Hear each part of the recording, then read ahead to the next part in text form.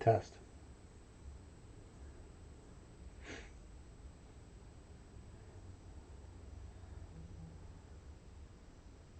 All right, it appears we are now live. Just give me 1 second here. I want to make sure the audio is working.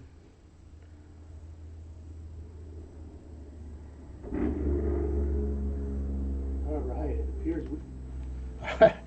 Hustlers, what's going on? It's been a while. What, 5-6 months now since we put out a video? Crazy, I know, right? So our reselling journey has been going just fine. We've been selling every single week between Amazon and eBay, but it's time to clean up this mess. As you can see, we've got chaos everywhere in our warehouse. Have not sent a shipment to Amazon since September. Have not listed an item on eBay since November 9th. Our inventory online is drying up. It's crazy. So I'm going to clean up some of this mess today. Have you guys watch me? This is an opportunity for you to ask questions and get answers. So let me have it. Post it in the chat. Join along. Just watch. I'm just going to work and hustle. So a little bit about our new warehouse. If you didn't see the last couple of videos we have inventory all marked all over the place. We've got stuff here that we've inventoried logged into the computer, but we haven't taken pictures of it yet. I've got a rack over there full of stuff I haven't taken pictures of yet. I got a rack of stuff over there yet we haven't even inventoried. I got bins over there full of stuff we haven't inventoried. I got another storage unit full, a 10 by 15 storage unit full of those totes with inventory we just haven't even gone through yet. I've got a couple pallets sitting in my garage, still need to go through inventory. So it is just crazy the amount of inventory we're sitting on, and it needs to get online because you can't sell it leaving it sitting here in a box. So as you guys know, we have a couple different businesses we run all out of this facility, and we've been focusing a lot on our digital marketing agency, focusing a lot on a recording studio we have in here, upgrading the equipment, getting that studio brought to the next level. It's just been insane. The fourth quarter was amazing for us. Even without listing stuff since November 9th, even without sending anything to Amazon since September, it's just been amazing. The sales came in and in and in. My inventory right now at Amazon is pathetic. I think my sales for the month of February haven't even broken $20 because we just have nothing left up there to sell. So it's time to hustle. It's time to get in here, dive in, do some spring cleaning, and get some inventory listed. So, all right, follow me.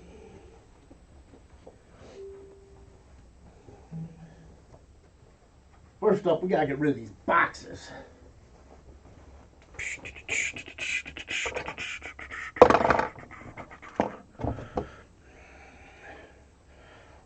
Gonna take you guys over to this side, give you a quick tour of the warehouse.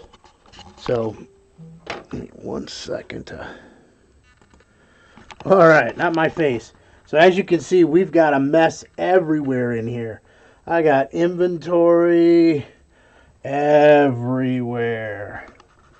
It is time to get all of this listed. So if I was smart, I would have streamed this from my phone so you could walk with me. But I wasn't smart when I set this up today. So let's get this set up with, I'm going to be over in this corner right now going through some of these boxes. I do have it up on the TV, so I am watching some chat messages that are showing up on there. Absolutely. Can't sell it if you don't show it, right? Love the comment. Love the comment. So, all right, let's take our handy dandy tool and go bust up some boxes. So how has everybody who's watching sales been going through the fourth quarter. So, Swamp Picker, how's it going? How was your fourth quarter? Ours was just amazing. We absolutely loved our fourth quarter.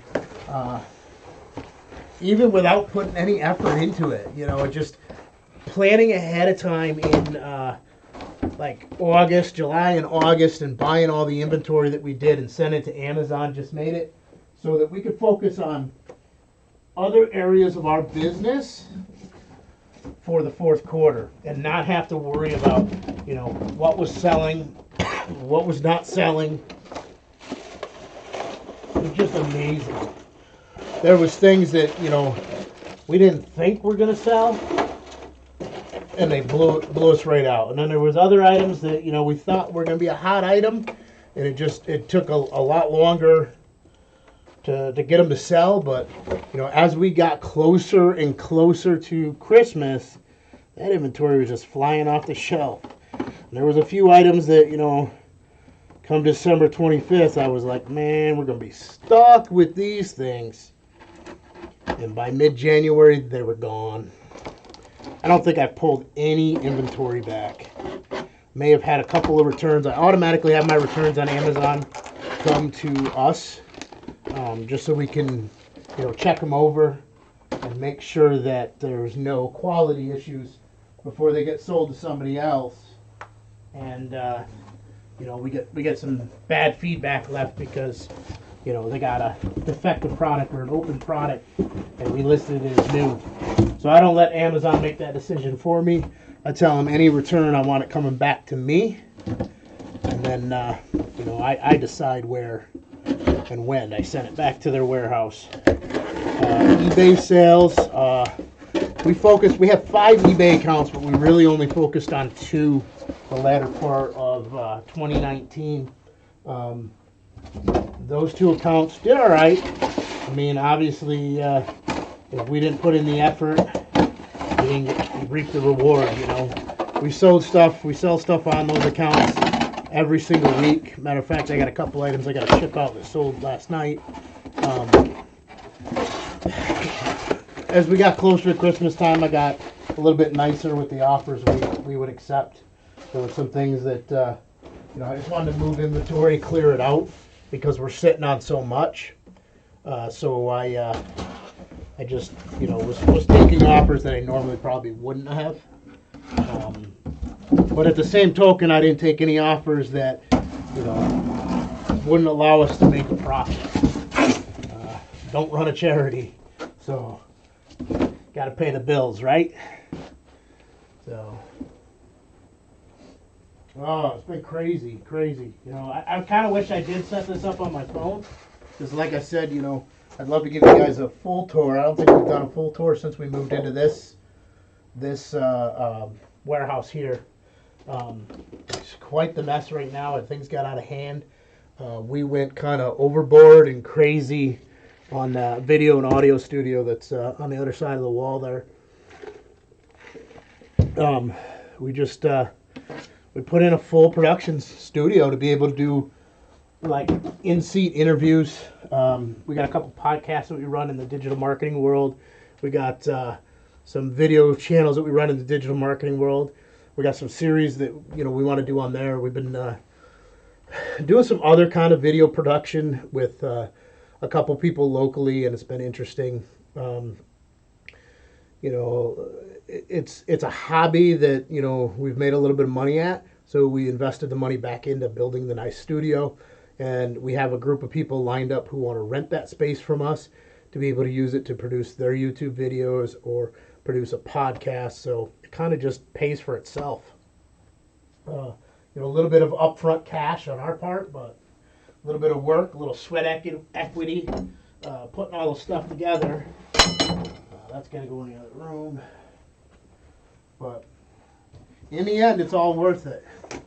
The freedoms we get to enjoy of living our life. Working when we want to work, working where we want to work from, how we want to work from. So I'm gonna end up slicing my finger with that thing in there. my finger or my face, one or the other, right? So yeah, we did a huge upgrade in January, computer equipment, everything else. That's what you're seeing a lot of these boxes go. And the nice part is, it's all from the reselling income. You know, it's money that didn't come out of our pocket to buy this stuff. This was all paid for. Can we see it? The studio? Let me see how long the USB cable is. That room's a mess too, but yeah. Let's see if I can get this stretched all the way over there. Ooh, it's gonna be tight. I don't think so. Nope. It doesn't make the corner to get in there. I will do a video. Sorry, bouncing around the camera for anybody joining in. I will do a video from inside that room with my cell phone, so I can show you the full room. Man, now I gotta get that back to how I had it. So, see if I can get it. That wasn't it. It'll end up falling that way. Woo! What an ugly mug. Don't know why you guys tune in to watch that ugly mug. But I think you guys tune in to see all that. Not this. So, Delilah, I will do a video for you giving a quick tour of our whole office, some of the upgrades we made. Right after this live, I'll grab my phone and I'll zip through real quick and post a quick video. I won't even do any edits or anything else on it. I'll just, post it right up to Facebook. Maybe even do a quick live from the phone or something. I don't know. We'll figure it out. We'll get you to be able to see it. It was kind of fun because as we were building that studio, we had one vision in mind, and we watched a few YouTube channels, like behind the scenes of some of the bigger YouTubers, not so much in the reselling space, but like just in general. We looked at like live streaming pros, a couple other people that do some video stuff channels, and looked at how their studios were set up and how they were, what equipment they had, everything else, and like cool little gadgets, and we kind of geeked out on a few things. It was nice not really having to worry about what we were spending. I mean, we still watched. I gotta get rid of this sweatshirt. It's a little warm in here. We did watch what we were spending, but we probably dropped between the camera equipment. I mean, that was the bulk of the expense. Camera equipment, lights. We did some lights that hang from the ceiling. I already had the audio mixer because we did podcasts before. We bought some computer upgrades, some additional microphones. We bought some little gadgets that, do sound effects, cut things, all kinds of stuff. So we were able to splurge a little on it, We had the extra money from fourth quarter, so we're like, let's do it. Let's spend some money and have some fun. Like I said, it's a hobby of ours. We get the luxury of, through our digital marketing business, we work with a family that has some actors in it, and they're famous actors. So we got the pleasure to film with a couple of them and do some stuff for the nonprofit that their family has. So it's kind of cool when you can take some mainstream comedians who, have done major motion pictures, been on major TV series and everything else, and you're running around with your camera gear through grocery stores as they're karate chopping food and, just having fun for the day. It's something probably, the average person doesn't get exposed to. But we're located in Syracuse, New York. So it's warm out today by our standards, but most people would say it's cold. Snow on the ground. We got hit with a snowstorm Thursday. But yeah, it's today's warmed up a day that I actually washed my truck. I wash my truck maybe 3 times a year because the rest of the times it's just too cold. You know, it's a truck. It's meant to get dirty. So, where are you located?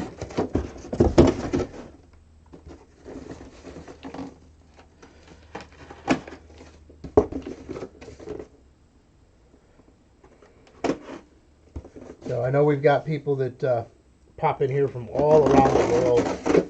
I've had people from other countries post comments or reach out to us on Facebook and ask, you know, will this reselling stuff work where they live? And the bottom line is yes, it will. You know, the products may be different, the marketplace might be different, but bottom line, you can find stuff to buy and sell from anywhere. Aurora, Illinois. Wow. So you understand the snow, the cold.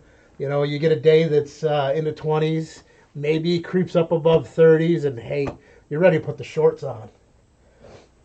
I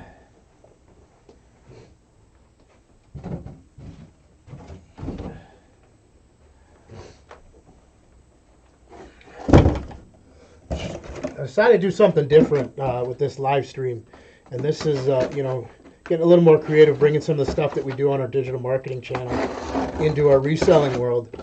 And I use the same software we use on a couple other computers.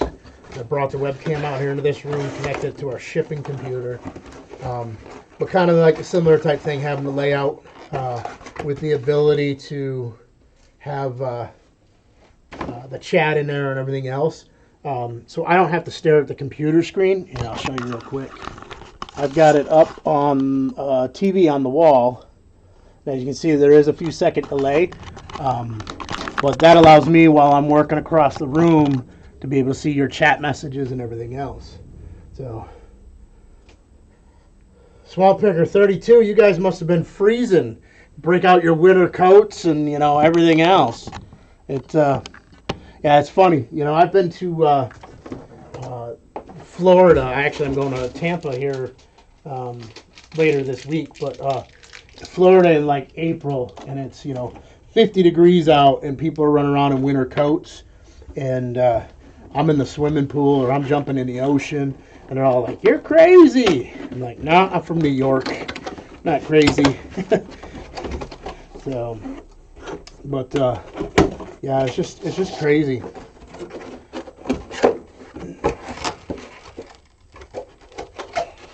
So I'll take 50s. Honestly, I don't even know. It might be in the 50s today. I know it's pretty warm out there. Let's see what my phone says. Wrong PIN number. Where is... Oh, it's not showing on my phone anymore. Oh, because I'm on the Wi-Fi here.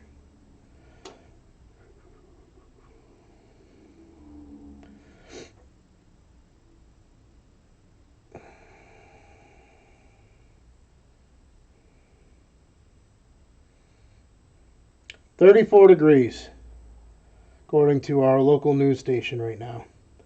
So, oh no, that's just me kind of looking on my phone. Thought maybe the video froze for a minute. So, the delay gets me. Absolutely, it's cool to watch it on the wall. Every room that we have in here has a TV in it. So this room has one. The office where we work at the computers has one. The studio has one in it. The studio has a little bit smaller one in there. But, you know, so it helps with having the kids. So coming over here and spending an afternoon working in the warehouse, being able to list stuff, they can throw up YouTube. They can watch what they want to watch. You know, for my son, he's 10 years old. It's typically... skateboarding videos, car videos, that type of stuff. So it keeps them interested in what's going on so that we can do some work. In addition, you know, When I'm over here, I'll watch YouTube videos either related to reselling or related to our digital marketing businesses. Sometimes I just throw on music in the background to break up the silence. There's times I'll be over here all night. I'm just looking to see, why did that go blurry? Looks like the focus for some reason. I'm wondering if the computer I'm streaming from doesn't have the best resources. It's one of those little micro computers that sit on the back of the monitor.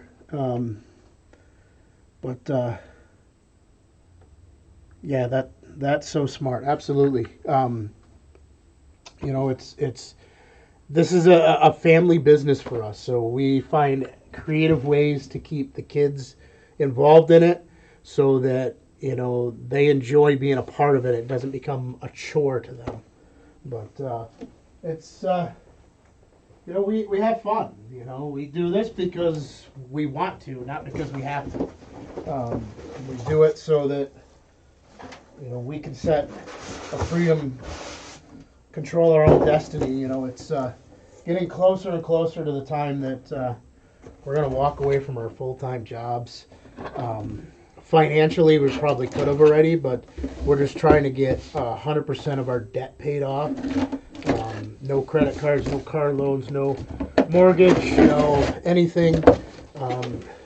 We are kind of shifting that pattern around a little bit. We're considering upgrading our house. See you later, Swamp Picker.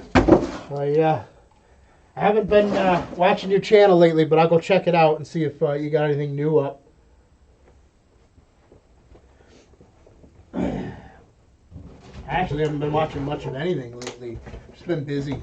A lot of different projects going on.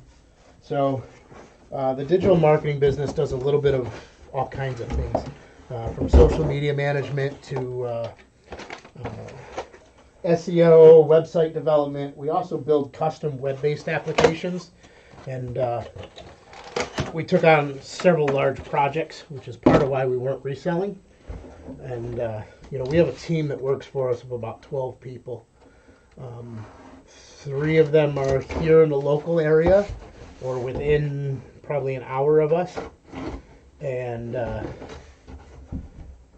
rest are all virtual employees. Some of them are overseas.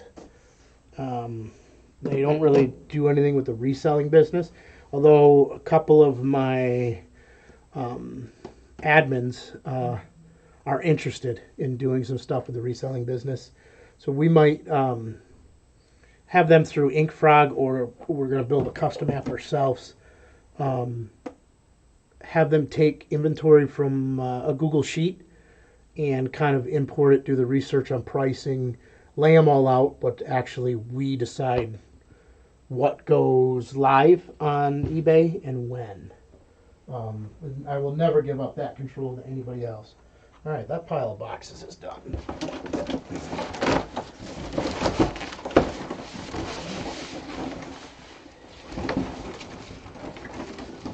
Let's see how much of a mess I can make today.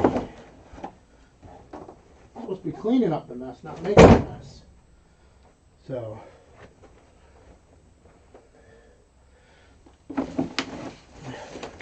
how's business for you, Delilah? What marketplaces do you sell on?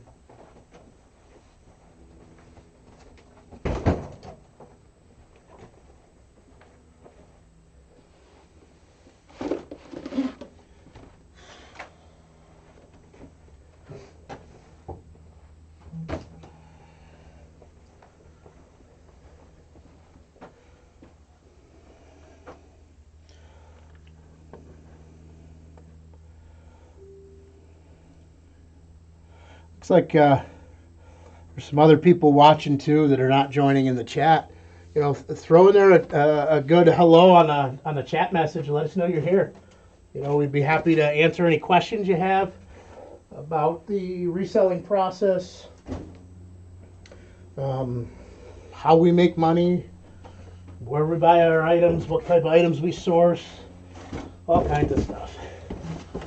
This was a day of me doing some work, but being able to get some footage back up. As you guys know, it's probably been 5 months, 6 months since we threw a video up on YouTube. It's been crazy busy. The Facebook group that's at the bottom of the live stream, it's a free group, join it. We haven't been active lately in it, but there's some really good resellers in that group that are able to answer questions, help you out. If you are ever in need of something in there, go in, make a post, tag me in it. Tag gentleman that's his Facebook profile's Ben Franklin in there. Ben's a really good source of information. And no, Ben is not his real name. He is not Benjamin Franklin.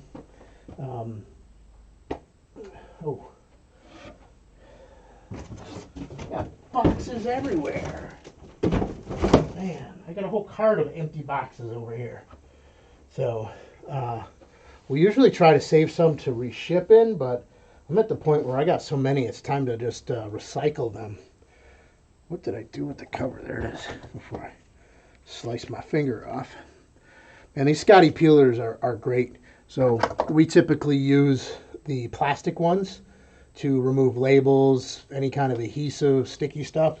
The last package we bought the combo kit with the metal one. That metal one is a very, very, very sharp blade.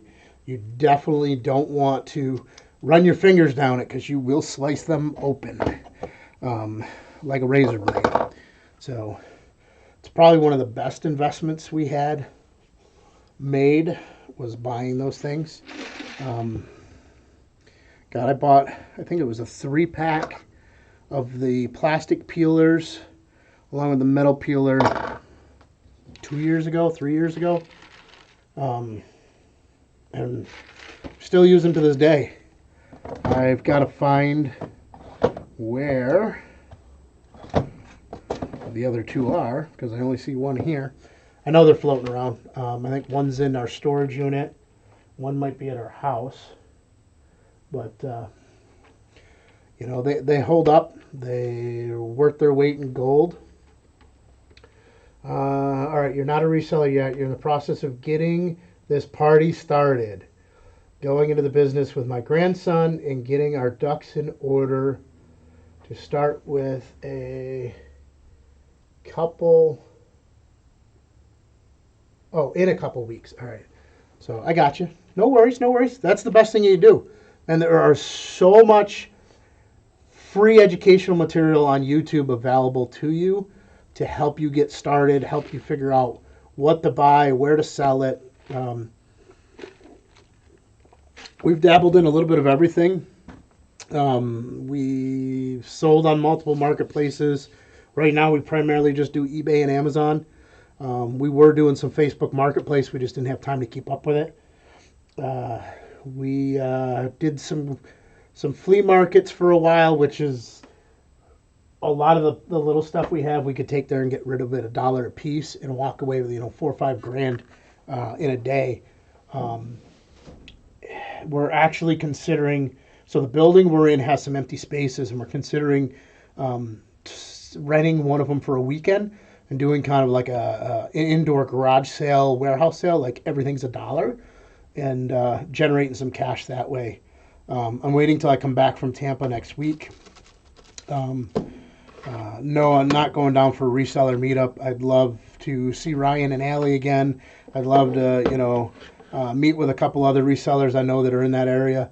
But this is a trip down for a conference related to our digital marketing business. I'm going in on a Thursday, coming back on a Monday, and pretty much the Friday, Saturday, Sunday is the conference. So I didn't really leave myself much time to, relax and enjoy down there. But how long have you been making your zeros? Been into making your zeros. I like you, so that's why I'm watching. Knowledge is power. Absolutely, knowledge is power. And that's one thing that I always have done all my life is give back anything I've learned. I constantly am learning. So, the average person will sit around and watch a movie, a TV show. For me, it's always a documentary, something educational, something I can learn from. I get bored very easily sitting around watching a TV show or watching a movie because I'm not stimulating my mind. I've got to be busy. My hobby is working. I pretty much work an average day, 12 to 14 hours. Some days it gets closer to 20 hours, just between all the businesses and then working full time. And it just, full time job. A year ago, I made the decision to walk away from, and they sweetened the pot to keep me on board for a little while longer. So I'm still there, but 1 foot out the door. So the seminar is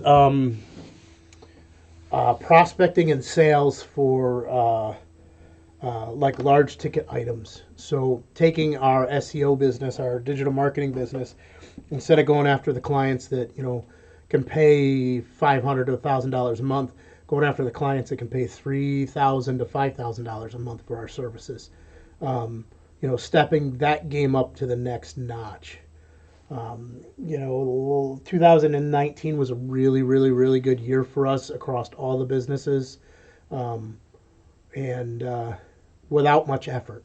So we didn't really make an intentional effort towards driving the businesses. Whatever time we had to work on them, we did.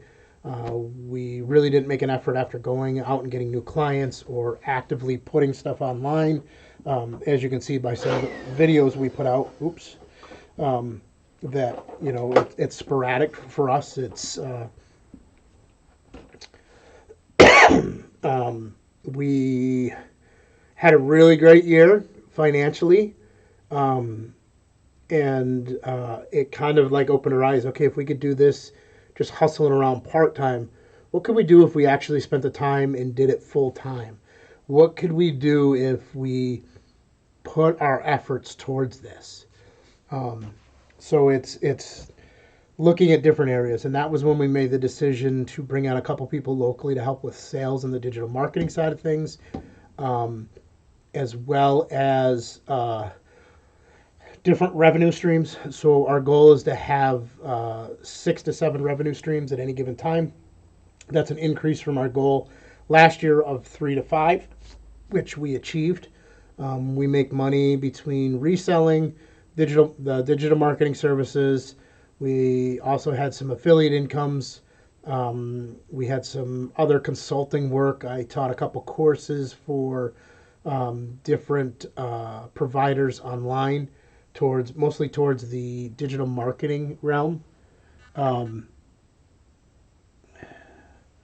You've got good ideas. What's your utmost success? God bless your business. Absolutely. So I've been an entrepreneur since I was a little kid. It's just come natural. Whether it was, helping the older couples in the neighborhood go up the street to get their groceries, anything, mowing lawns, shoveling driveways, wherever I could make a dollar, I could make a dollar. I officially started my first business as an adult in the 90s, right out of high school. So right when I turned 18, I legally formed my own business. Prior to that, they were all little hobbies, making money, nothing really a formal business. Did a lot within the IT sector, so technology. Ran around the whole Northeast. I've traveled all around the world, installing computer networks, computer devices, computer equipment, doing some custom programming. Just made money and had fun. Website design and digital marketing kind of came natural into that realm, but was never our focus. We had a website hosting company, late 90s, early 2000s, that we sold out to a company that then sold out to, God, I can't even think of their name. They're actually one of the big players that's still around. So at the time, we were one of maybe 15, 20 companies that were offering website hosting. It was really in its infancy stage. I mean, this is before people had computers in every household, before internet connections in every household were a thing. Um, so we made some money doing that. The digital marketing just kind of came natural. So when the economy took a dive, and we weren't making as much money in the IT sector, we just transformed everything over to digital marketing. Um, Things were going great. I struggled to get people to understand that we didn't do IT work anymore. Um, Took a break, wanted to try something different, and went to work for somebody else. And I quickly realized that after working for yourself for so many years, that's not where I wanted to be. And like I said last year, I approached my employer and told them then that it was time for me to part ways. I would stay on as a consultant to them, but I just couldn't come to their office anymore.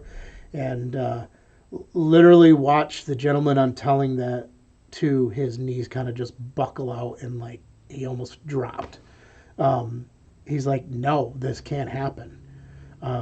So made the decision to stay. They sweetened the pot with a little bit more flexibility and time off.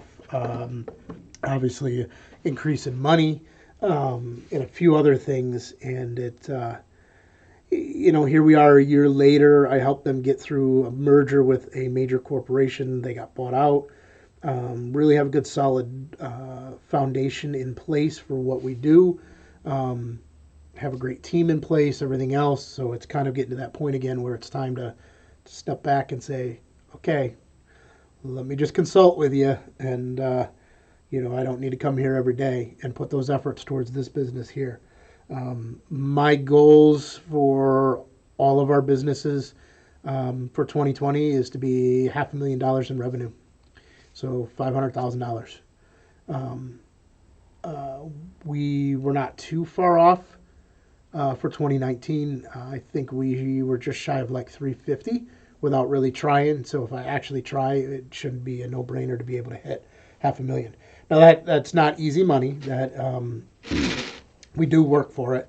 In no ways do I recommend anybody run out and fire up 5 or 6 different businesses.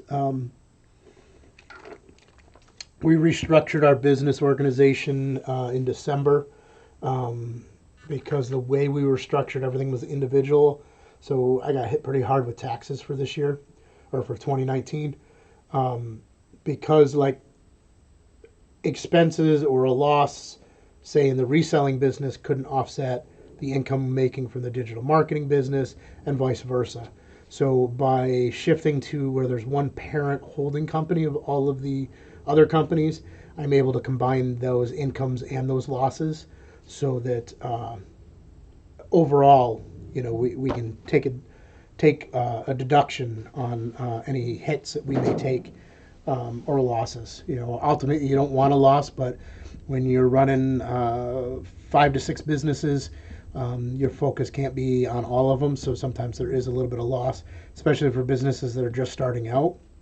It's where the reselling business is kind of nice, because you can go at your own pace. You can kind of control what you make for a profit. You can go all out and buy equipment that you don't need from the get-go. You can get by with some very basic equipment, buying something and turn around and listing it and selling it for a profit. We invested in stuff. Some of the equipment when we got started, we already had. So Dymo label printers, I had like 4 or 5 of them from 11 different computer repair shops that we had set up. I had sold many of them off over the years, but I still had a couple laying around. So that was an easy piece. Barcode scanners, I had a bunch of them laying around from the computer repair business. So, we're able to incorporate those. We just kind of like, as we needed stuff, we made sure the business made the money to pay for it. We didn't, run out and put ourselves into debt. So our goal was to generate money to get out of debt, and not to generate something that was just another means to creating more debt. So that's where it was kind of nice, with that studio, was being able to spend a little bit extra and not worry about it, because it was all coming from the business funds.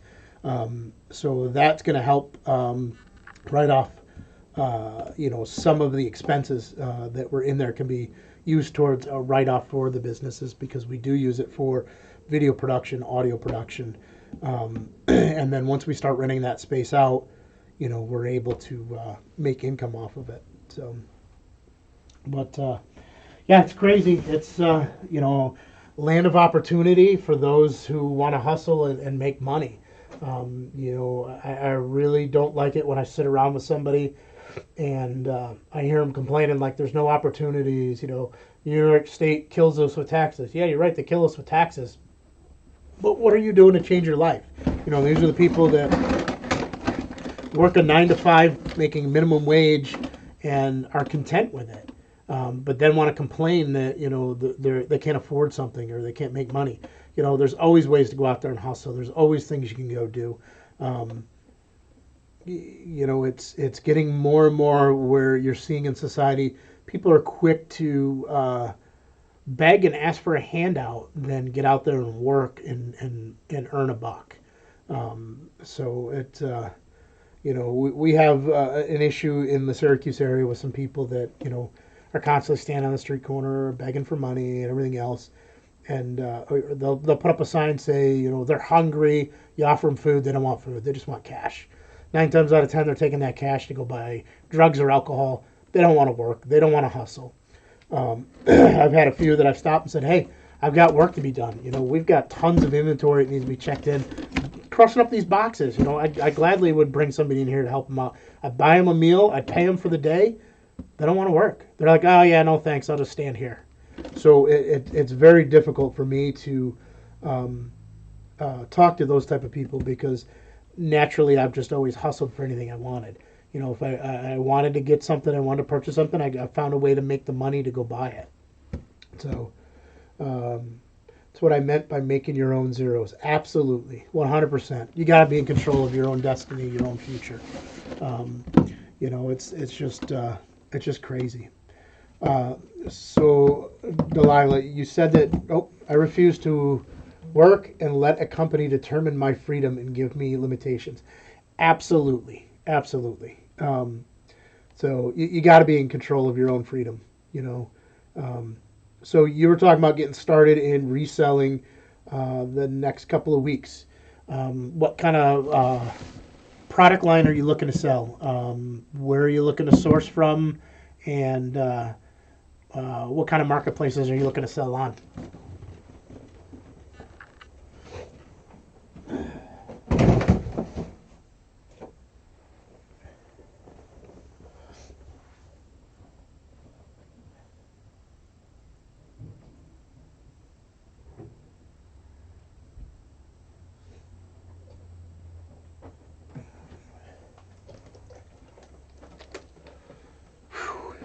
Running out of iced tea.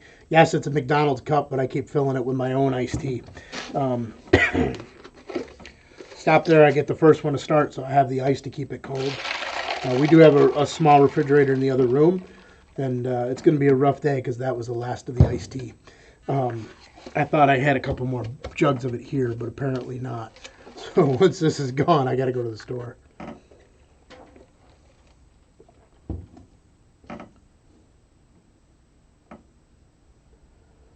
That's interesting. What is creaking over there? Gotta be something with that box. Oh, I see it.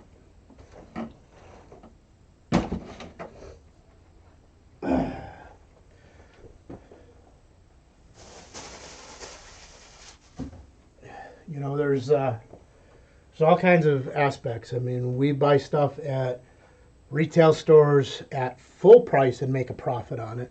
We buy stuff on clearance. We buy stuff at dollar stores, regional liquidation stores. We buy stuff at thrift stores, garage sales, flea markets. We buy wholesale from a few places. We buy liquidation pallets, so basically shelf pulls from both Amazon and stores. So stuff that the stores couldn't sell and they pulled off the shelf. I do not buy returns. I try to stay clear of returns because you can get some really nasty stuff. And it doesn't do you any good to invest your money and get something you can't resell. Not to say there isn't money in it. There are people that make money doing it. I don't have the time for that. Winter months we kind of hibernate a little bit because being in the Northeast, you never know the weather conditions. I'm not a fan of snow, not a fan of the cold. As you can hear from me today, I'm a little congested. This is how I am pretty much all winter long. Drives me nuts. I go like 2 weeks solid of just like a sinus infection, all backed up. Get about a week where I can breathe clearly and normally, and then it comes right back. Just had it pretty much the last 20, almost 30 years. Almost 30 years. Some choices when I was younger that, working on a construction site with dust and debris, not wearing a mask, living in South Korea back in the 90s where they burned literally every piece of garbage, and living with parents that are chain smokers. Not a great combination to add to lungs and issues with breathing. So, but you make do, you get through it. So, looking to see what we got here. Thought there was a counter on here. There's 4 people on. Oh, there it is. Wow. Over 46 minutes. That's insane. I'm literally just working, talking. So like I said, post any questions you got into the chat section. I'm happy to answer them. Happy to, continue to just have a dialogue, talk about what we do while I sit here and clean up my mess. So making progress, getting those boxes crushed up and out of here was huge. I may end up taking that bundle with me too. We don't ship. I mean, I get the free eBay boxes. So if you have an eBay store and you get those shipping supplies, which I got to go order this quarters, take advantage of it. We've got a rack over here full of boxes, full of poly mailers, bubble mailers, tape. We get it all free from eBay just by having the store. For a while, we were hanging on to a lot of the boxes that we brought in from wholesale, from Amazon stuff. But we try to bundle our shipments to Amazon as big as possible. Uh-oh. Not receiving enough.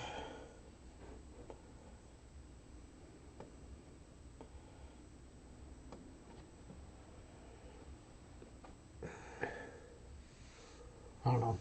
Some warning up here from YouTube talking about the video quality. You guys seeing it okay? Is everything coming through smooth for you? So, I know that the feed I see on the TV is actually from YouTube, and it seems to be going through all right. But, it's we got to the point where we got kind of too much boxes. Like all these boxes we use for inventory stuff, these are all eBay boxes. They're all... see if I can find one.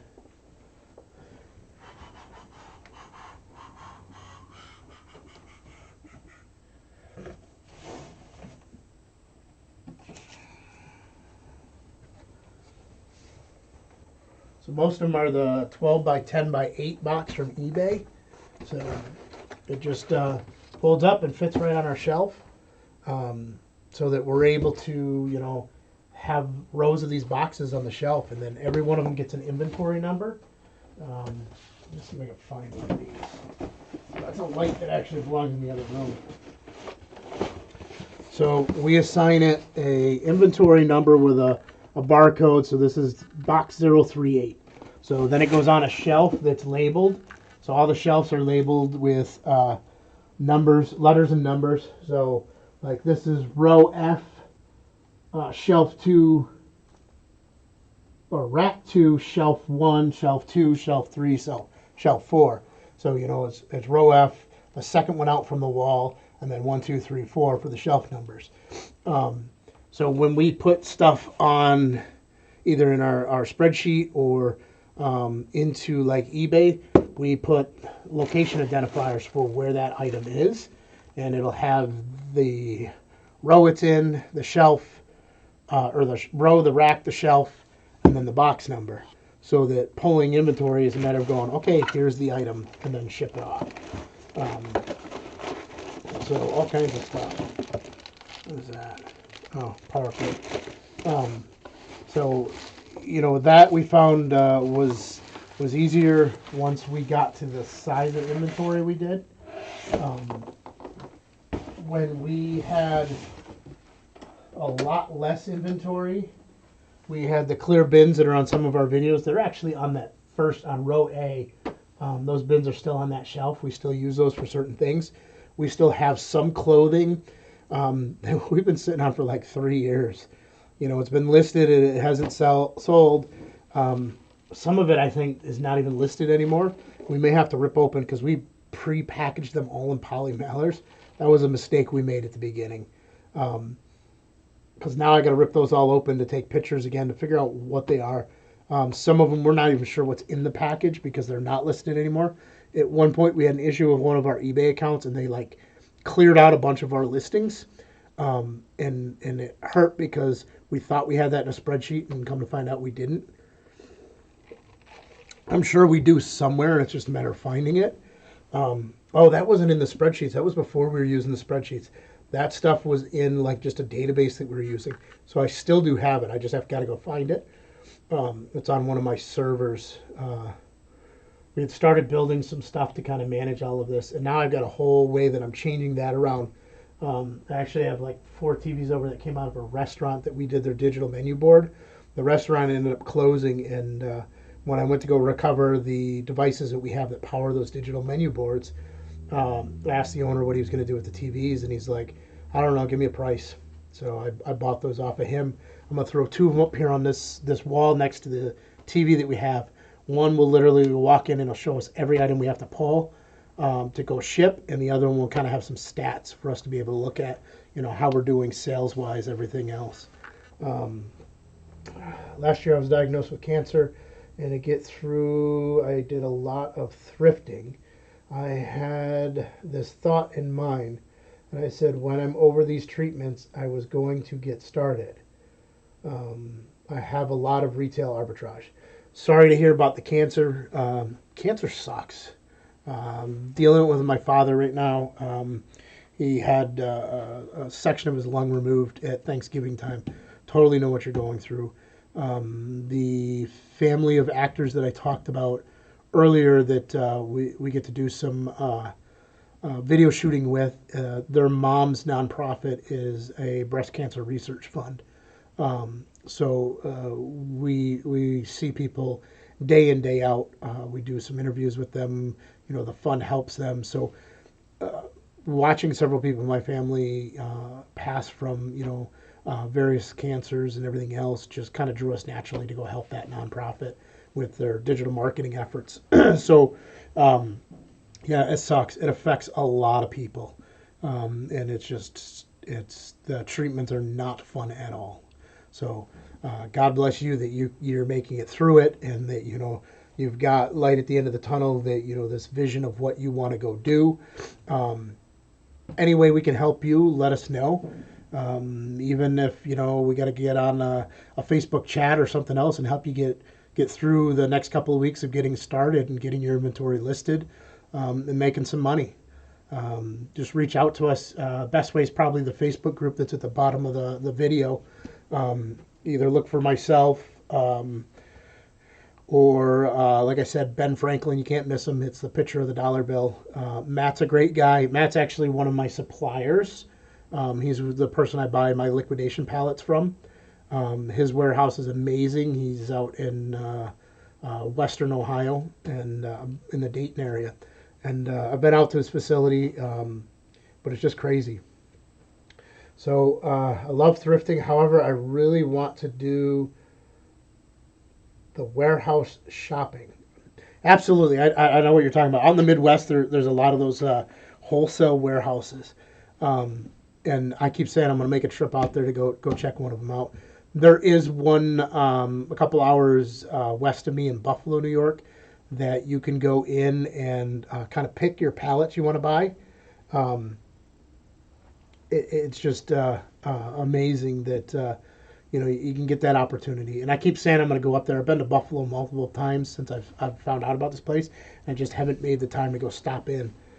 So this spring I am going to hit the one that's near me, and then I gotta plan a trip to go back out towards Dayton. I need to go connect up with Matt again, check out his new facility. He moved about a year ago, actually a little bit over a year ago. Um, and I haven't been out to see his new facility. The last time I was out there, he had an old J.C. Penney store that he was receiving truckloads of these pallets every single day. So it's an amazing operation that he has going on.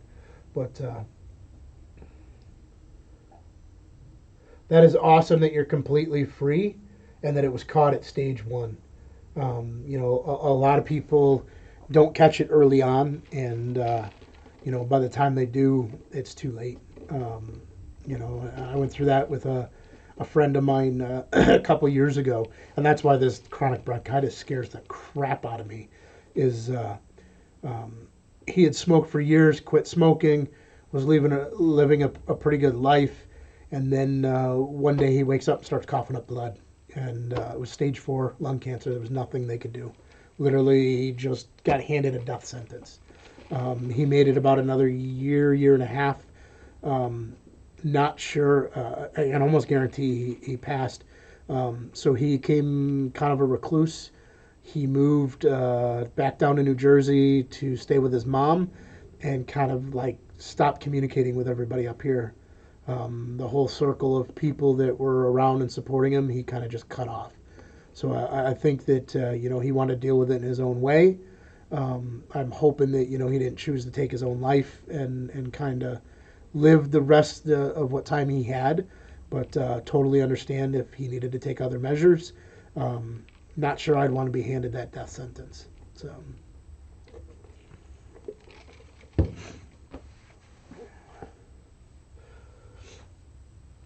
Oh.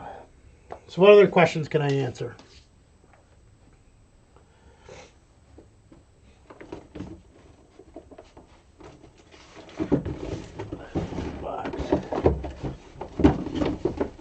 This is the other problem with having a mess in here right now, is like this whole box of stuff that I just picked up doesn't even belong out here. It belongs to the recording studio. It's equipment we bought for the recording studio, but it's out here mixed in with inventory. If the guy I had checking my inventory wasn't aware that we're putting that recording studio together, he could be listing this on me. So.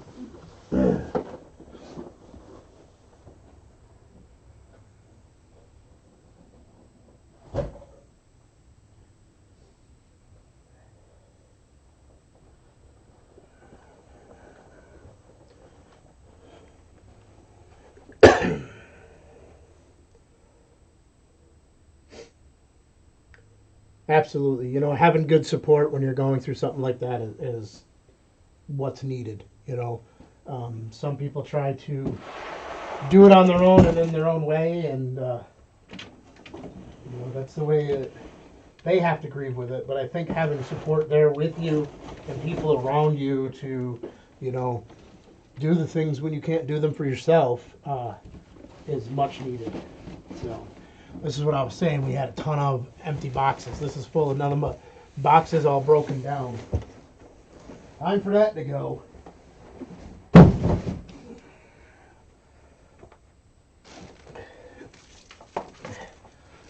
Kids' toys, not for sale. Those are, my son, he comes over here, he bought these things at one of the dollar stores that we source at, called Fun Slides. So he puts them on his feet, and it's almost like skates. He goes down this rail with it. So, what did it cost me? A couple of dollars, and he's entertained for, a few hours while he's over here. He constantly plays with it. He's got a board set up over here with mini skate park that he does for his fingerboards.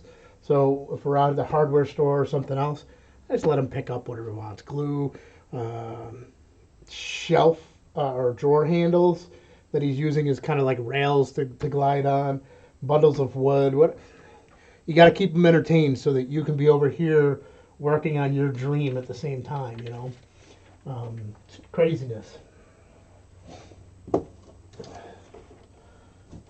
Oh, tons of boxes, tons of boxes. Home Depot loves me because I got a bunch of boxes here that I bought and haven't used yet.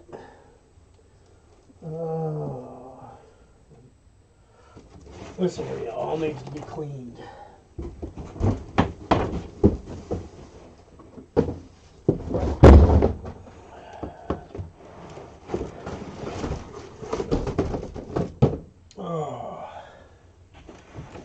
Figure out what this stuff is. I think this stuff we have pictures of, and it's got to get listed. That's the only problem with the. I didn't realize I was off camera that much. Sorry.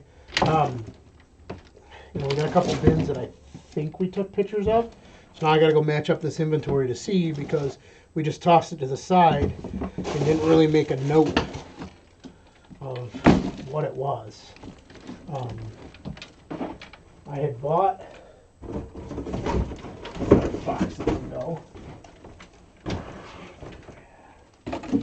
I had bought some like sheet protectors for like a report, almost like the ones you can put in a 3-ring binder. Actually, I think I got them in the other room.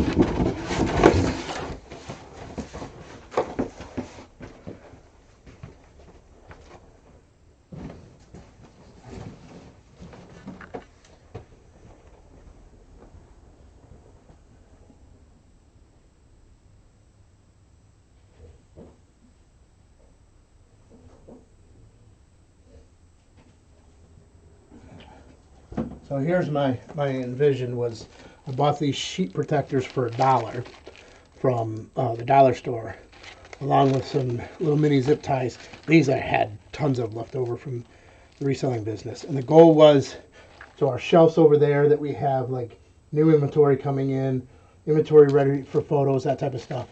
Each shelf would have a sign hanging saying what it was on there. So we were a little bit more organized, but I just haven't gotten around to putting them up there, printing out the sheets and putting them up there. Would it help to hire some folks to help you with posting and separating it out and make it easier? Is your spouse involved? All right, so we have hired people from time to time, and it doesn't always work out. If I could duplicate, make a clone of Callie from Ryan and Allie's Roots channel, I would love to. They got a gold mine with her. We've hired some friends, some family, and it just, they work great for a little bit of time, but they don't understand the full vision. And part of it, maybe we're just not teaching it right. We don't have them in here every day. So I have got a guy now that comes in periodically. It's basically when he wants money and not on a regular basis. They'll come in and like sort stuff out of these bins, put them into boxes, and then log it all to a spreadsheet. But I really haven't seen him since probably end of October, beginning of November. Let's see, November 9th was the last day I listed. So yeah, it was probably end of October was the last time he's come in. He told me yesterday that he was going to call me this morning, maybe come over, work for a couple hours, do a couple things. And then I got a text message from him late last night saying, hey, I'm going out for the night. Not going to happen. So it's tough. Is my spouse involved? Absolutely. Kathy does not like being on camera. She's slowly getting over that more and more. There are some of our videos on our channel where she does appear in it. usually telling me to get the camera off of her. My 19-year-old daughter was helping us for a while, but she's kind of got a few things going on, going to college and everything else, so she's not as active. She likes more of the shopping, finding the merchandise, going retail arbitrage. 10-year-old son, he likes going to thrift stores, finding certain things, but he's kind of once he finds something he's looking for, he's done. And then it becomes, all right, I'm ready to go. Okay, I'm ready to go. It's like, all right, just give us a little bit more time. We're looking for a couple. No, I'm ready to go. So it can be interesting. But when he's in the right mood, it's absolutely wonderful. He's on several of the videos. Keaton loves being on camera. And he's found some really good stuff at some of the thrift stores. So he watches the videos with us. He sees what we're looking for, that type of stuff. So he's got an eye for it. And he's always keeping his eye out whenever we're in like Walmart or a drugstore or anything else. He'll catch something and be like, "Hey, you think we can make money on this? Scan it." So he's kind of got the knack down. Kathy is technically challenged. Her words, not mine. She is scared of the computer. She uses computers at her work and everything else, but they scare her to death. So we do it in little stages with her. So the biggest part that she helps out in quite a bit is taking the photos of everything that we got to list. She wants to learn the eBay process a little bit more. So my goals this spring are to document the process, and I'll probably do it in video form and just post it to YouTube so everybody can see, how we research an item, how we go about listing it, our whole thing, so that she can sit and kind of learn it at her pace. It takes a lot sometimes even just for her to use the eBay app while we're in a thrift store or somewhere else to look up something. I did put the Amazon app on her phone at one point, but she's nervous about reading it, making sure. I think she's just scared of making a bad buy. I've made many bad buys. It's how we learn. Ultimately, we haven't lost money on them because we end up either selling them for what we bought them for, or you'll take the loss in one area and offset it by bundling it with something else where you're making a little bit of profit. So you kind of break even. But let me see what your other questions were. It starts good, then I imagine they forget it's a job with a commitment. Yes. So Kathy is not here right now with me. So her job involves recovering organ tissue, bone, skin, and other items when somebody passes. And it's unfortunately been a busy couple of evenings for her. She was out on a case all night, came home, slept for about an hour, got up and had to go to another case. She did call me just before I started this live video, said they were heading back, but it looks like there's a couple other donors in the system, so she wasn't expecting to get much sleep before having to go back out to work. So it's kind of one of those love-hate relationships with her job. She loves what she does, but she hates the amount of time that she puts in, because they could go a couple of days with nothing. They got to sit at the office all day, do paperwork, do normal business type stuff, and then all of a sudden get a bunch of calls throughout the night. So it gets a little crazy. Absolutely, bad buys do teach you lessons. To me, there are no mistakes in life unless you choose for them to be a mistake. A mistake is a learning lesson. As long as you grow from it, it's a positive thing. It's when people dwell in it and don't learn from it is when it turns into a negative thing. They let it consume their life. Absolutely. My children always know to hustle. I encourage it every bit. I am not scared to support them in any way, shape, or form. It's he wanted to start a skating channel, so we take our video equipment, our GoPro, My bigger camera, we take a couple, cell phones, everything else. We let him go out and record some videos. We haven't edited in any of them from last summer to put on YouTube. We did start a YouTube channel for him. We just haven't put any content up. He likes making that type of stuff. He gets all the action, the mannerisms down. He's actually on one of our early videos where he does kind of his unboxing because we were doing some unboxing videos.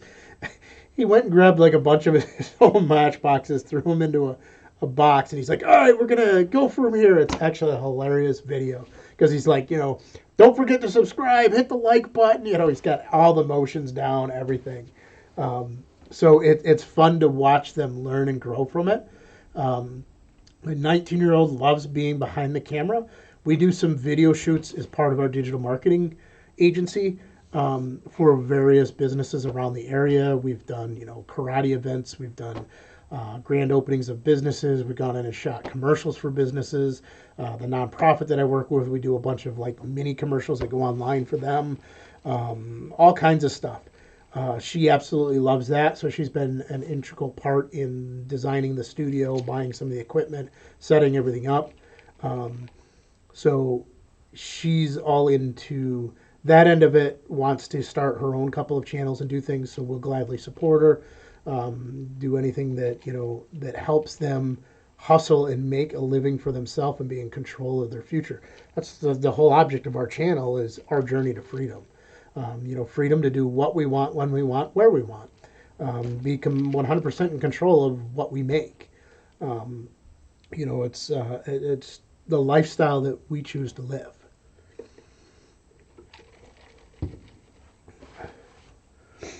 So, it's not like freedom trying to get free money or anything else. Let me tell you, we definitely work for what we earn. I'm just checking a message here. The computer in the other room keeps dinging. And I was just trying to see. Oh, it's a group message. I didn't even think about posting this live video to the Facebook group either. So Delilah, you said that you were going to be working with your grandson. What's their experience with it? Have you shared videos? You shared the concept with them? What's their thoughts?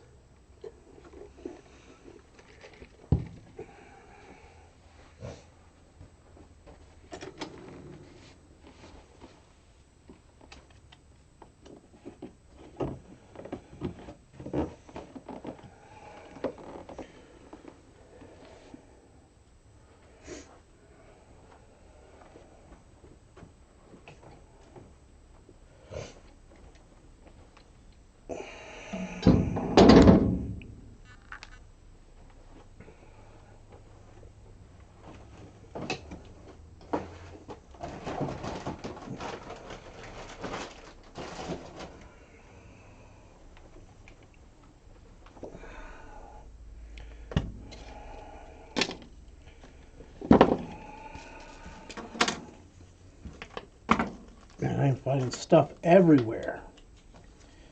This is what happens when we get busy.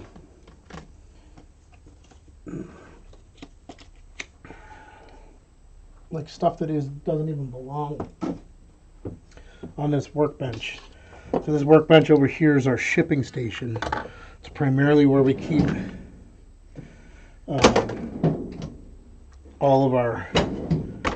process all of our shipping. We got barcode scanners, tape guns, label printer, a scale, all of the shipping supplies.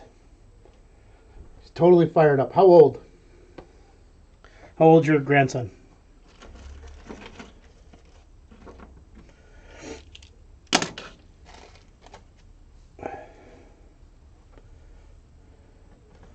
Man, SD card after SD card.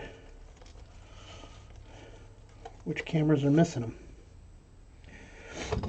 Those don't belong here. Those belong over there.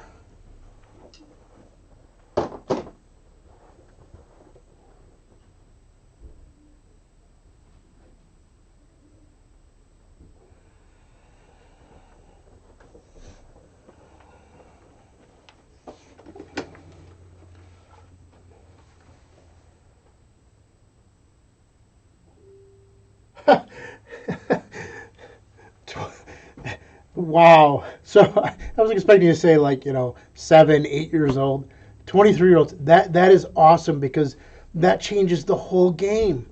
Like there's so much more they can do for you in this journey and building this business. Um, that's just amazing. Um, it's great that you guys are going to have dinner and be able to discuss this and talk about it. Um, there are so many opportunities out there. It's don't worry about trying to do everything and having the perfect setup or anything else. It will all come naturally as you develop the business and you grow. Things will fall in place and the pieces will come together. It's I've seen too many people fail at trying the reseller game because they try to make everything perfect from the beginning. You can't, you got to go at the pace that the business supports it. You got to be able to make money to pay for the upgrades. It's not to say that I'm sure that if you don't, have the equipment already. So if you have access to, the label printer, the niceties, a barcode scanner, those type of things, it's not to say that, you can't use them because you already have them. But don't worry about having the expense of running out and getting that kind of equipment just to get started. For us, we had the advantage that a lot of the equipment I had sitting around in storage because of previous businesses. But most people starting out don't have that stuff. Set yourself some goals and say, hey, I want to upgrade. I want to get a barcode scanner. Okay, so it's $30 or whatever on Amazon. So you say, okay, I've got to sell these 10 items and make a profit off of each of these items of whatever to be able to purchase that. Set yourself some realistic goals and go after them and attain them. So the type of goals that we usually set are called SMART goals. And if you're not familiar with them, it's kind of each letter of SMART is an acronym. So it's like specific, measurable, attainable, time-based, realistic.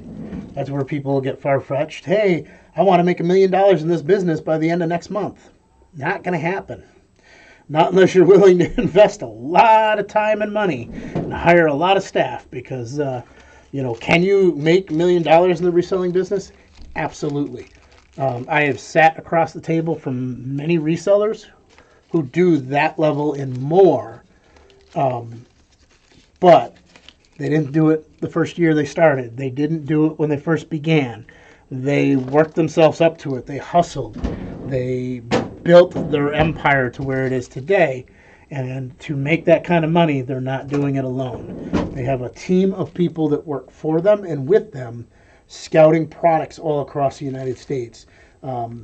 Hustling through, they got buyers working everywhere. They've got wholesale deals. They've got their foot in the game. They've been doing it for 10 plus years, and they've got their foot in the game and connections made that literally will call and let them know when they find a deal on something, or get a hold of them when the right opportunity comes up. And they've earned that right by building those connections. I run an accountability group for people looking to get started in the digital marketing world. And, I tell them there's hundreds of people out there looking every single day doing the exact same thing you're doing, prospecting these businesses. You're one of 50 people hitting that dentist up this week, asking them to, get their marketing business. How are you going to stand out from the crowd? How are you going to be different? You're going to be different by building a relationship with these people, by building that trust with them so that you're not just a blind email coming in or a blind phone call trying to make a deal with them. You're going to show them you're a human, you're a person, somebody they can trust and want to do business with. making connections and being successful in the reselling business is no different. You got to get out there and build relationships, whether the relationships you're building with, the managers at specific stores, so that you're kind of notified when they want to get rid of merchandise, or they're authorized to lower prices on stuff, or you want to build a relationship with people who are out there, so other resellers that might be selling something different, but you keep your eye out for them when you're out shopping, and they keep their eye out on stuff they know that you look for. You're building relationships with different sellers, so different wholesale vendors, if that's the route you're going, and that type of stuff. Now I know I'm coughing so much. It's 1 o'clock. It's time for the next round of cough suppressant. So probably doesn't help either that I've just been sitting here talking for an hour.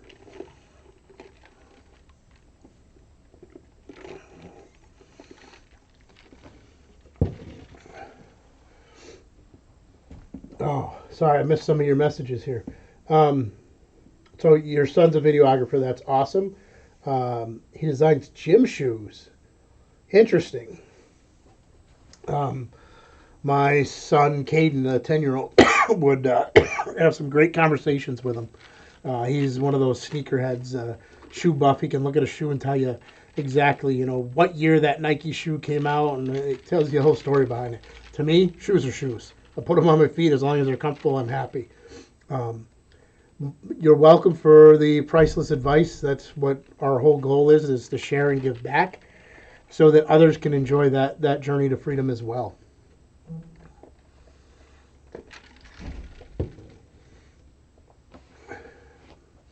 So what you need at the moment you get started, a lot of that will come down to what you're selling, what marketplaces you're selling on.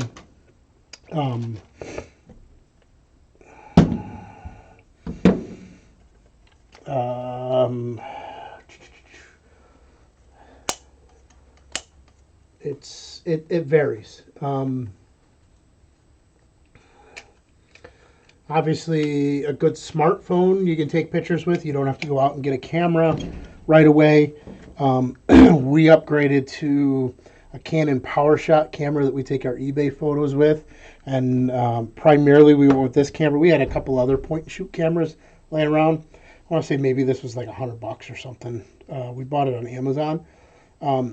But we went with this model over the other ones that we actually had here and could use, because it has Wi-Fi built into the camera, and it'll support uploading directly to Google Drive. So literally, we're done with the taking pictures, press the Wi-Fi button, let it sync to our Wi-Fi network. We tell it to upload to Google Drive, and done. It makes it that easy for whoever we have here taking pictures to be able to upload them, so the rest of our team can help us with the listings. I've got a couple virtual assistants who do some stuff for us in the digital marketing area. It's a pair of sisters. They live in the Philippines, and they're excited. They've been doing some stuff on Amazon for us, like mainly checking ASIN numbers to see if we can get auto-ungated in certain brands or products. And they're excited to take it to the next level and help us with some eBay research and generating the listings. So I will either end up using InkFrog, which allows them access to create the listings but not post them across multiple eBay accounts, or I'll end up building a software tool that we use in-house. I probably will use InkFrog out the gate while I build a tool. I want to build a tool anyways because, like I said, I want to put those two monitors up here that one tells us so I can walk in the room and see what I have to ship. So it'll tell me what the item is and where it's located to pull it. And the other one, I want some kind of like quick stats. Just a quick, look up at the screen and be able to see how the business is doing and how things are going. That type of stuff. You don't know your numbers, you can't improve on them, you can't grow, you can't be a successful business. So you want to use eBay, Poshmark, and Etsy. Um, so so you're definitely looking at clothing, um, or jewelry is where I'm assuming based on those three platforms. Um, Clothing is long tail, so be prepared that just because you list it today doesn't mean it's going to sell tomorrow. Um, Sometimes clothing can take months to sell, but if you're constantly consistent in posting new stuff and posting new stuff and posting new stuff, you'll get in that trend where stuff is just selling every day. So you won't have to worry about those delays. But just be prepared at the beginning that sometimes stuff doesn't sell right away in the clothing world. We do not. I tried a couple years ago. We put a couple things on Poshmark, but we don't really do a lot with clothing, so I don't use Poshmark anymore. Etsy, I haven't. I don't think I've really sold anything on Etsy. I bought a few things. I know there's people that will buy like lamps and picture frames and that type of stuff and kind of do variations to them. So either they put some decorations around the picture frame or decoupage it or make some kind of customization to it so then it becomes that handmade good to be able to sell on Etsy. At one point, we were going to list some like spreadsheets and some software tools and everything else that we have on Etsy, and we just decided not to because it's kind of saturated. The eBay, I mean, we pretty much list anything and everything on eBay. Toys to home goods to collectibles to anything that's going to make me a buck. I even sell grocery stuff on there. I've got these seasonings that are made locally that are only in certain stores in upstate New York, and people like want them because their family's recipes called for this for years, so they're willing to pay a premium price. We went from buying this stuff at the local grocery store to actually going to the manufacturer and buying it by the case. We sell it on Amazon, we sell it on eBay, and it consistently sells. And it just amazes me. Half the time we're selling it to people in our own area. I can't count the number of bottles of the seasoning I've sold at like 3 times the price of the store to ship it right across town to somebody. I had somebody make me an offer on like 10 bottles of the seasoning that is 10 minutes down the road from us. They wanted it like next to nothing that I would break even, and I wasn't willing to do that. Being that I'm shipping it to them and everything else, I need to cover my costs. But it was just like, go to the store and buy it. It's right there. But it's convenience. They'd rather have it delivered to their door. We've also sent that seasoning all around the United States, Texas, California, and we get notes back from people. Been looking for this for years, and it literally was just something that happens to be right here locally. And there's nothing fancy about it. It's like an all-purpose general seasoning. So pretty much like salt and pepper. Let me see if I can find one of the bottles.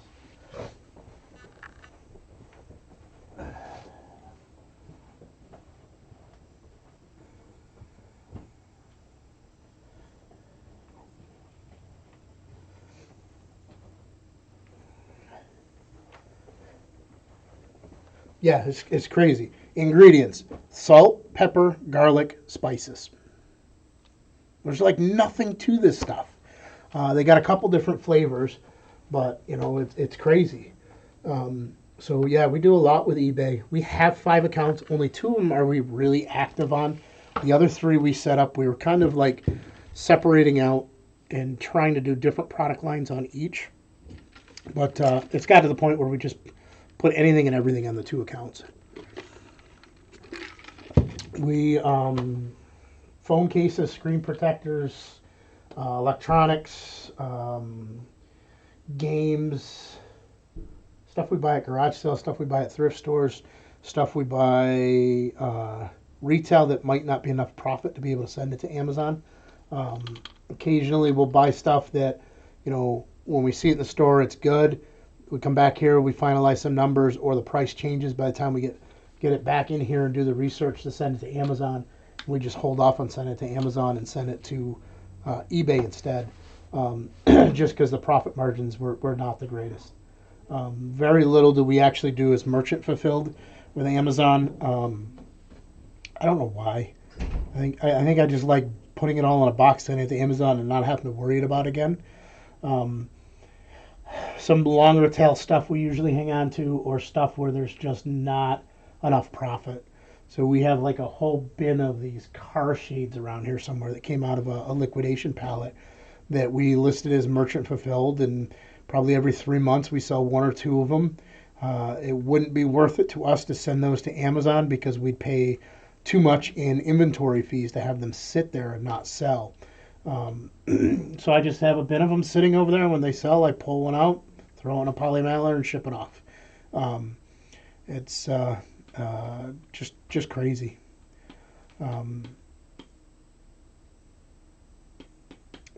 But yeah, so Etsy is handmade or vintage. Yeah, for a lot of their stuff is handmade or vintage. So some people skirt around that. I've seen people with like jewelry stuff and other stuff on there that, like anywhere, people bend the rules and try to break them. But if you get caught, you're going to get your hand slapped. You got nobody to blame but yourself. I think you thinking it through and looking, just make sure that if you're cross-posting stuff, you have a way to keep track of it so that you don't end up selling the same item on two platforms at the same time, because ultimately you're going to lose in that battle. Not the buyers. You're going to get your hand slapped on one of the platforms if you are having to remove one of the sales because you didn't have two of the item to sell. We're kind of cautious on what we list. We were doing some cross promotion between Amazon and eBay, but we were letting a third-party software kind of manage it for us, so it would manage the inventory levels on eBay to match Amazon and vice versa. And then we stopped doing it because I didn't like the risk. The risk didn't sit well with me. That you could get dinged pretty bad on your account if you can't fulfill either way.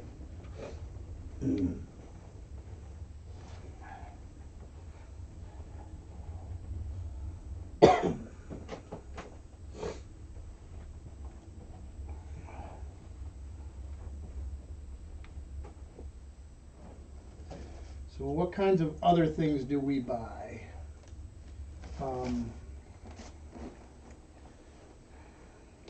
We tend to look for stuff that's odd. So thrift store shopping.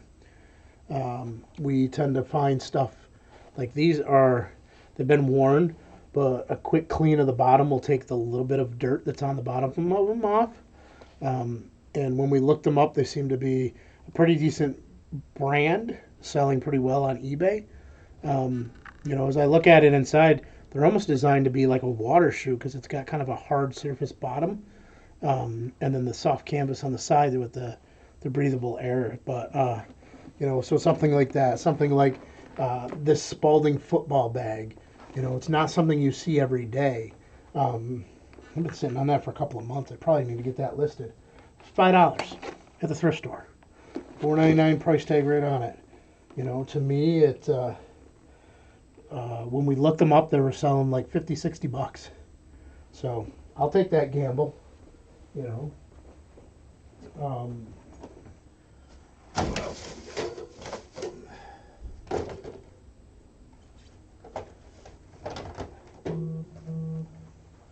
If I can find stuff that's at the thrift store that's brand new, sealed, obviously I'll buy it. This was $2.99. When we scanned it to send it to Amazon, there wasn't really enough profit. It was a long tail sales, but throwing it up on eBay, here's another game, $4.99. It's a computer game that just has some really good sales rank on eBay, but doesn't do me any good with them sitting on the shelf. I actually got to get them listed to be able to sell them. The boxes behind me were clothing. Um, no. I don't think there's any clothing sitting here. The back side there is some clothing, but it's typically all in poly mailers. I do have in my storage unit multiple tubs, so these plastic totes, like the ones you kind of see over here in the back side, full of clothing that we just haven't listed. We got out of clothing, so I got like clothing racks. We've taken some to the flea markets last year to try and sell it, like give this stuff away $1, just because we don't want to deal with clothing. It's not to say that people don't make money in clothing. There's a lot of money to be made in clothing. I mean, there's people that's all they do is clothing. Look at Ryan and Ellie Roots. The majority of what they deal with is clothing. It just it takes time to sell it. It takes time to prep it. It takes time to take all the measurements, take all the right photos, everything else. And with our operation, we didn't want to devote that much time for the reward that we were seeing coming in. We do buy some pieces within the clothing. So I think what maybe you're seeing was this bin. That's a Halloween costume.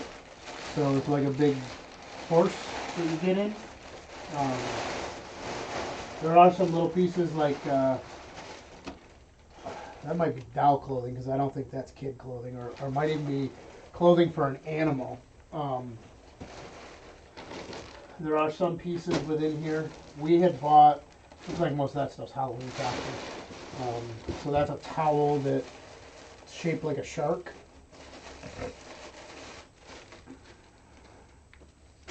For a little kid. So, you know. That's what I'm talking about. We got tons of stuff that just got to get listed.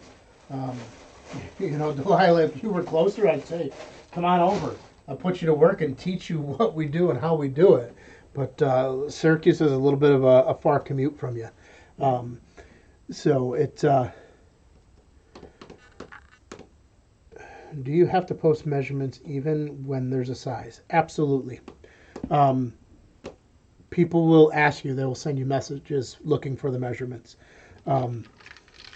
So depending on where the clothing's manufactured, an extra large or a large or a medium or a small or an actual numerical size is completely different. So I'm a bigger guy. My t-shirts are 3X. If I buy a 3X t-shirt from China, I couldn't even get like one arm in it. It's just crazy. They're very, very small. And each manufacturer is a little bit different. So, you know, when it comes to shoes, depending on the manufacturer, I wear anywhere from a size 10 to a size 12 and a half. So, you would think it would be the same no matter what shoe, but it's not. So you're going to want to post measurements within there on the clothing. So typically, you know, like a shirt, it's like shoulder to shoulder, the length. There's a few sources online or a couple videos out there from the guys that sell clothing all the time that have all the measurements that you need.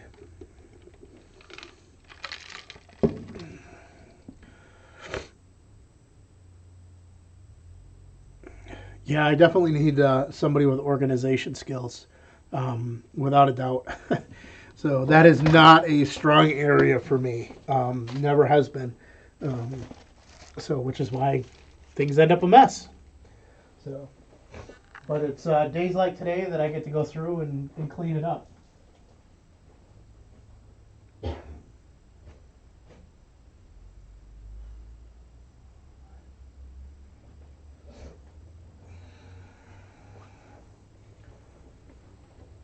All right, so I've been going at it now for like an hour and 40 minutes. I got to cut this camera off. I've been getting a little bit of work done, but nowhere near the work that I should have been able to get done in almost 2 hours.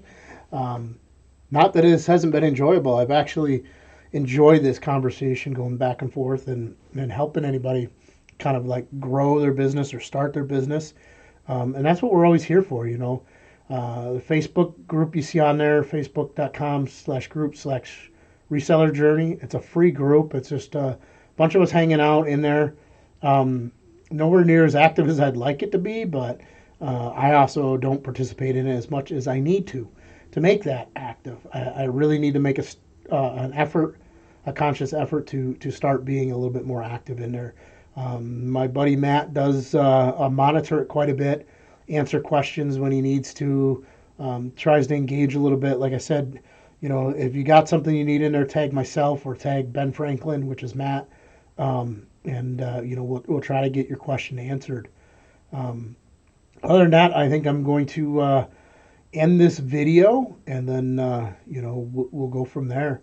But watch the channel. I'm going to try and have a lot more content coming out, especially now that we have that video studio, which I will go record a quick walkthrough of our entire office warehouse space so that everybody can see it. Didn't think about that when I went live with the webcam versus using my phone, that people would want to see a tour of how the operation has grown. You look at what started off as a small part inside our house and just grew, and then we moved out of the house into a smaller office in the building we're in now. Outgrew that and moved to a bunch of storage units so we could get all the pallets and everything else. Then we outgrew the storage units and we were able to get this place. Still can't get pallets in here, but we're not doing as many pallets as we were before. And this allowed us to do some of the other operations within our business. So this was a better fit. Would I still like a warehouse that I could actually receive a truck in? Absolutely. When it's right. When the time's right, one will present itself to us. The time may never be right. But with that, I hope everybody has a great Saturday. Get out there and hustle. Make sure you're doing something to, grow yourself personally, professionally, as well as, grow your business. YouTube is a great source of free education material. Just don't get sucked into it and spend all day watching YouTube. I tell you this as I've just occupied you for, almost 2 hours listening to me ramble about the reselling business. Delilah, it's been a pleasure going back and forth. Like I said, reach out to me if you got any questions. We're happy to help you. That's what we're here for. We're here to give back and to help other resellers learn from our journey. What have we done over time? We've got a bunch of videos on our channel that show you the progression that we've made over time and through the last couple of years. I've had the luck of mentoring with some of the bigger resellers that are out there and being able to, hang out and pick their brains and just have some really great conversations with them. And these are people who are sharing their knowledge every day on here. And when you meet them in person, they're no different. They share their knowledge just the same. They're just really great people. That's why I'm kind of looking forward to my trip at the end, next week to go to Tampa for the business conference, but really wishing I was able to spend a little extra time down there and match up with a couple other resellers that I've made connection with over the years. But, get out there, have a great Saturday. Don't be afraid to join the Reselling Journey Facebook group. Ask any questions you have. Reach out to me on Facebook. Post in the comments below if you got a question. Don't forget to subscribe to our channel. Like this video if you found it helpful. And get out there and go do.